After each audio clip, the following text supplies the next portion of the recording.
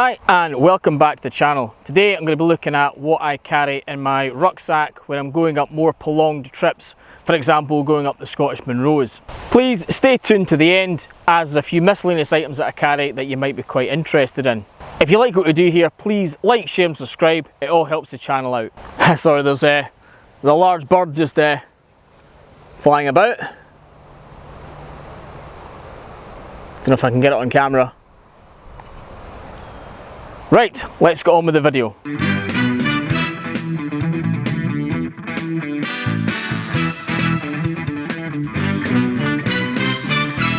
On today's video I'm being joined by Cody and Poppy, just in the front here.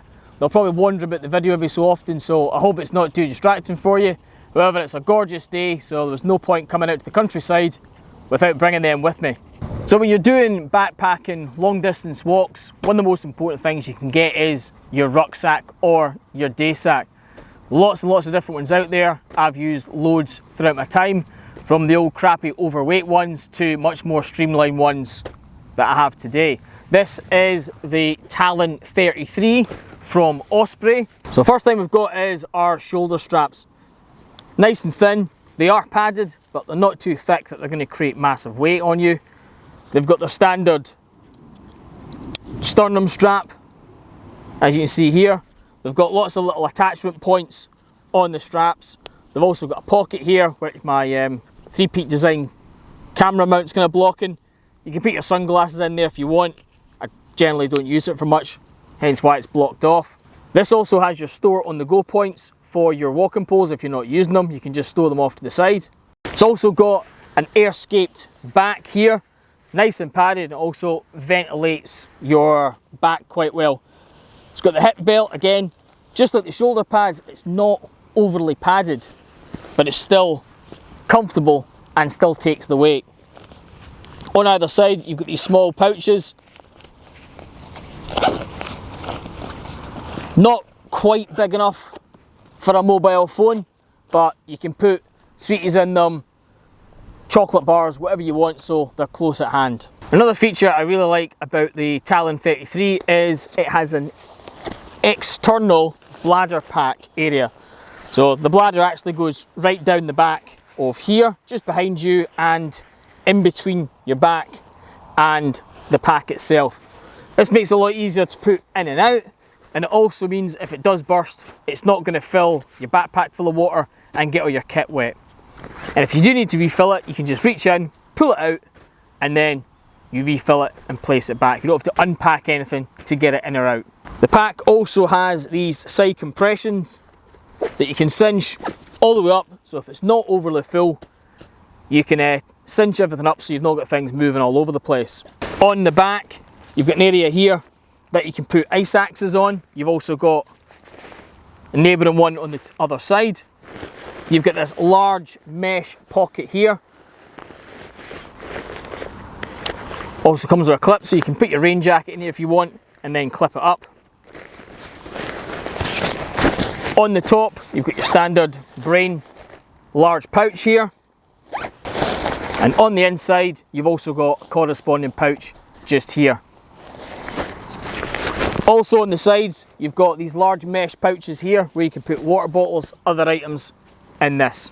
What I also have in my day sack is this small emergency head torch from Petzl. It's in here in this little carry case, just sits on the side of my day sack. I can open it up, pull it out. That's it here. Very, very basic, very lightweight. You've got your standard white light flashing into red all the way up. Very lightweight, nothing too fancy. It also comes with a whistle. So if I am up the hills, something happens, I'm taking a bit too long, I'm not getting down before it gets dark, I can pull this out and I can put it on. I always think you should have a head torch on you. It doesn't have to be a big massive one. I'll only take my decent head torch if I'm going up and doing night hiking. If I'm just going up for the day, I'll always have this just as an emergency. On the side of my day sack, I also have this carabiner. Because I'm hike with my dogs, I have this there in case I need to clip the leads to me, so I've got hands free. But it's always good to have some sort of carabiner. You never know when you'll need it. Your partner can use this to hold on to, especially if there's zero visibility or it's at night time. They can hold on to it and you know exactly where they are. So it's always good to have some sort of lightweight carabiner with you. Right, so let's get into it. What do I actually have in my backpack? So we'll start off with my brain pouch.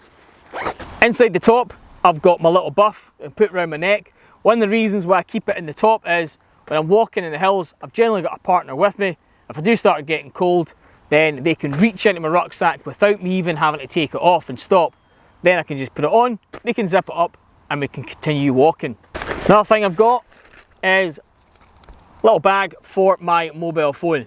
This is Britain, our weather's unpredictable, and the last thing I want is my mobile phone getting soaking wet through. So I always have this little bag here, can seal it off. This comes from Decathlon. I'll put the links in the description for a lot of the things that I carry so you can see, but this is essential because it's also see-through. I can still use my phone, I can still use it as a camera, I can still use it as a navigation device. So good bit of kit, and again, it's in the top where I need it. I've also got a pair of sunglasses.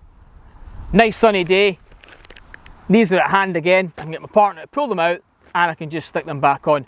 The same if I'm out doing winter climbing, I've always got my sunglasses to hand, so again, I don't want to get snow blindness. Something else I keep in my rucksack is a Cylum. This is a little glow rod you can snap and it illuminates, so it can give you a little bit of light. Oh, hello Poppy, do you want to see it too? Hello, love you too. You can use these for marking your position, so if you are injured and you've got a rescue team coming to find you, you can attach these. Also, if your head torch runs out of batteries, you can use this to help illuminate some of the track. You can use this to attach to your rucksack at night time, so if you do put it down, you can still see what it is. So, Cylum's a good thing to have. Last thing I've got in the brain is a nice little Scottish flag. Can't go up any mountain without carrying one of these with me. So now moving on to the underneath of the brain. What I have in here is some tissues in a waterproof bag, just in case nature calls, or for whatever other reason, got a runny nose, whatever it is, I've got these with me. Osprey have also got a little attachment that you can put your keys and stuff on. I tend not to carry my keys in this part of the rucksack, but there is an area for you to clip things on, and there's a few things in the brain that I'll talk about at the end of the video that I think are quite important. So the Talon actually has this top strap to help cinch everything down. As you can see, my rucksack isn't particularly full, even though I've got everything I need for going up the hills in it. This is a good strap if you do start to empty your pack and you need to kind of cinch things down. In the front mesh part of my rucksack, I also have my small gaiters that I keep in there to hand. Really? Right, moving inside my rucksack. Oh, hello. Love you too. You're a good boy. Right, moving inside my rucksack, I've got this packed in order of priority. So when I open it up, one of the first things I get is my med pack. If I ever need this, I want it to hand. I don't want to have to search through things. I don't want to have to pull everything out to get to this. Next thing I've got is a little seat pad. This is from Decathlon. If I ever have to stop for lunch, whatever it's going to be, it could be wet ground, I've got this on the top of my day sack so I can reach in, fold it out, sit down or kneel down and do what it is I need to do. Everything I have in my rucksack is in a waterproof bag, and there's a lot of things in here that's going to be individually waterproofed. So the next thing in my day sack is my waterproof jacket. This is Mountain Equipment. Again, I'll put the information in the description. Very good jacket, very lightweight, not too thick, and it keeps me dry. And also, if there's a lot of wind, if it's a bit cold, I can put this on and use it as a windbreaker or another warm layer. One of the things I look for in Gore-Tex jackets, because they're very good at keeping the water out, they can also keep the moisture in as well. So especially for long walks, I'm looking for something with pit zips. I can get some ventilation in here, some on the other side as well. If I am walking and it's raining but I'm getting a bit sweaty inside as well, I can open up the pit zips, get a bit of ventilation, and I'm not going to be too wet inside my Gore-Tex jacket. Also got a decent hood here. It's got elastic cord just on the back, so if I do need to tighten up, if it is high winds, then it's not going to constantly blow off my head. It also zips up right in front of my chin as well, so it can enclose fully.